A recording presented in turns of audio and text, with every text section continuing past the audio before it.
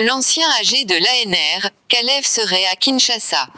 L'ancien patron de l'ANR, Kalev Muton, négocie sa réhabilitation auprès du président Félix Tshisekedi. D'après plusieurs sources, Kalev Muton est actuellement à Kinshasa, où il séjourne depuis un laps de temps. Il cherche à rencontrer le président de la République pour atténuer le fait dont il fait l'objet de poursuites judiciaires.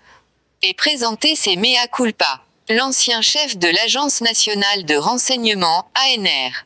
Poursuivi pour arrestations arbitraires, traitements cruels, inhumains et dégradants, et tentative d'assassinat quand il était patron des services de renseignement, Kalev Muton est entré en clandestinité en mars dernier.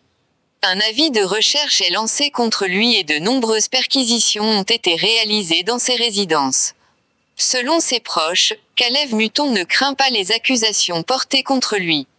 Ses avocats ont déposé une plainte contre les 7 plaignants pour imputation dommageable, dénonciation calomnieuse et association des malfaiteurs. Moi, je suis prêt à aller répondre devant la justice des faits commis par l'individu Kalev. Des faits matériels infractionnels commis par l'individu Kalev. Je ne peux pas, et je ne le ferai de nulle part, sauf devant le président de la République. Êtes-vous prêt à témoigner sur des faits commis lorsque vous étiez à la tête de l'ANR? Moi, je suis prêt parce que c'est la justice de mon pays. Je dois collaborer avec la justice de mon pays. Je ne peux pas, moi, aller rendre compte des actes commis dans la gestion des services de l'État. Aller parler de l'armée, aller parler de la police, aller parler de la DGM, aller parler même de l'ANR, je ne peux pas le faire. Comme ancien chef de la Sûreté nationale, je ne peux pas. Se mettre l'État dans la rue. La loi dit que l'agent de l'ANR a droit à une protection spéciale. C'est l'article 21 que vous lirez. Une protection spéciale de son identité, de sa personne et de ses biens. Patron de l'Agence nationale des renseignements ANR, il s'exprime sur plusieurs questions dont les accusations de torture et des assassinats attribués à l'ANR sous sa direction. Kalev Muton est interrogé par Alain Rungmushinj.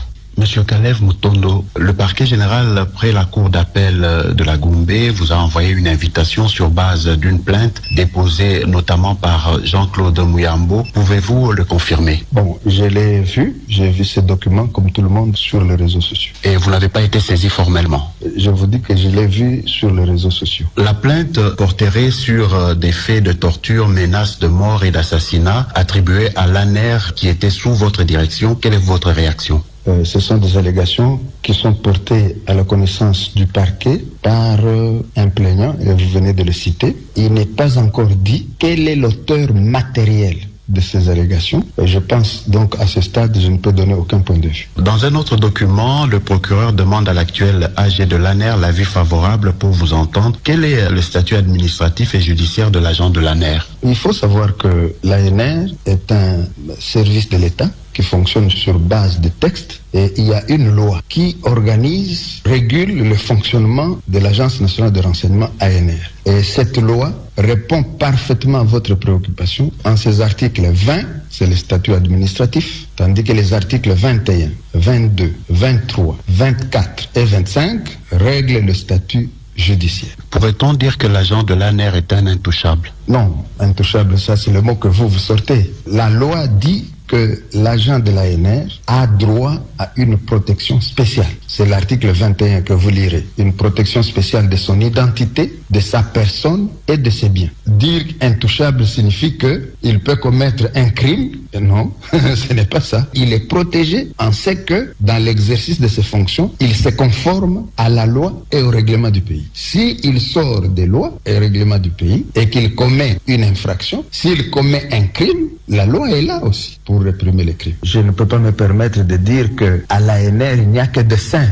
D'ailleurs, à chaque fois que des agents ont commis des bévues constatées, certifiées, ils ont été sanctionnés. Et nous-mêmes, comme responsables, nous n'encourageons pas que les agents commettent des bévues. Ce que nous disons aux agents, c'est de faire en sorte que lorsqu'ils sont en face, nos OPJ surtout, d'un prévenu, c'est d'en faire un ami. Et lorsqu'ils en font amis, ils ont la possibilité d'obtenir des renseignements dont ils ont besoin. On ne peut pas torturer la personne de qui vous voulez avoir des renseignements. Ça ne se fait pas. Qu'est-ce que vous répondez à notamment les organisations de droits de l'homme qui pensent qu'il faudrait humaniser l'ANER? Par humaniser, j'entends que ces services puissent travailler étroitement dans le respect des droits de l'homme. Vous faites bien de poser cette question parce que l'ANR est victime d'une propagande politicienne. Il y a des compatriotes qui, dans l'opinion nationale ici, au pays, qui, à l'étranger, ont délibérément choisi de salir les services de leur propre pays. On présente les agents de l'ANR comme des assassins. On présente le service lui-même comme n'étant là que pour des tortures, pour assassiner. Mais personne, mais je dis personne, ne va vous citer le nom d'une personne. Je ne dis pas 4, 5. Une personne tuée par l'ANR. Personne.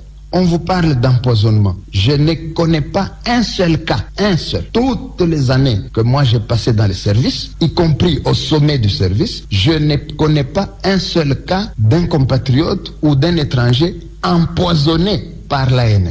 Je ne connais pas.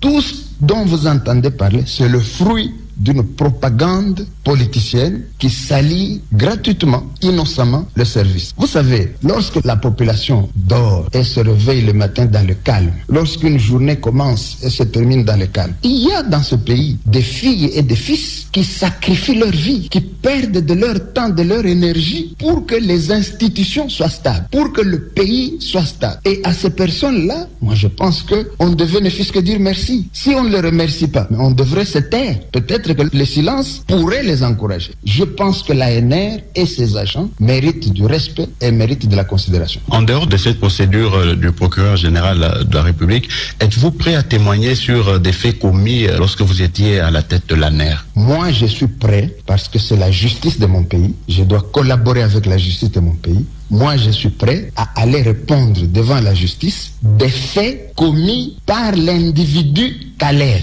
Des faits matériels infractionnels commis par l'individu Kalev. Je ne peux pas, et je ne le ferai de nulle part, sauf devant le président de la République, je ne peux pas, moi, aller rendre compte des actes commis dans la gestion des services de l'État. Aller parler de l'armée, aller parler de la police, aller parler de la DGM, aller parler même de l'ANR, je ne peux pas le faire. Comme ancien chef de la Sûreté nationale, je ne peux pas. C'est mettre l'État dans la rue. Terminons par votre engagement politique. On sait que vous êtes membre du PPRD. On vous a même vu il y a quelques mois dans une marche organisée par le FCC. Est-ce que ce ne serait pas aussi mettre la République dans la rue? Non, non, non, non. Vous faites de l'amalgame. Comme agent que je fus, comme au cadre du service que je fus, pendant ce temps-là, je n'étais pas membre d'un parti politique. Mais après avoir été remplacé à la tête de service, maintenant que je ne suis plus administrateur général de l'ANR et que comme agent, j'ai demandé ma mise en disponibilité